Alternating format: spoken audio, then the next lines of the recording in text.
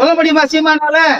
டாஸ்மார்க்ல நாம் தமிழர் கட்சிக்கு ஓட்டு போடுறவனும் கட்சி நிர்வாகியும் கட்சி தொண்டர்களும் ஒருத்தரும் டாஸ்மார்க் சரக்கு குடிக்க கூடாது அப்படின்னு ஸ்டிக்கா ஒரு சட்டத்தை போட முடியுமா? ஸ்டிக்கா அவர் ஒரு கொள்கையை வைக்க முடியுமா? வச்சா ஒரு பையன் இருக்க மாட்டான் கட்சியில. முதல்ல அவர் இருப்பாரா? சீமா இருப்பாரா?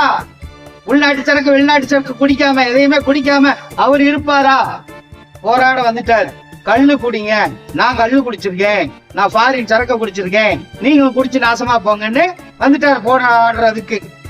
போன மரம் ஏறி பாட கட்டிக்கிட்டு அசிங்கப்படுத்தி இருக்க. என்ன பண்ணிருக்க?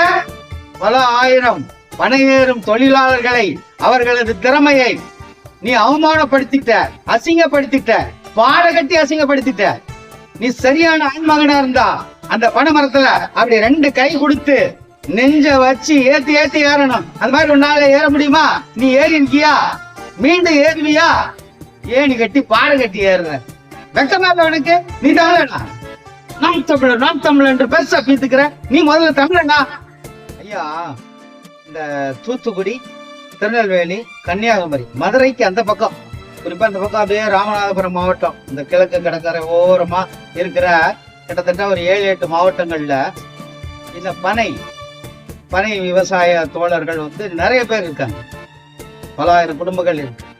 அதுல பாத்தீங்கன்னா, நான் சின்ன பிள்ளையா இருக்கும்போது அந்த திருச்செந்தூர் கோயில், அந்த முருகன் கோயில்ல எந்த விசேஷத்துக்கு மக்கள் வந்தாலும் சரி, இந்த சில்லு கருப்பட்டின்னு ஒண்ணு சொல்லுவாங்க.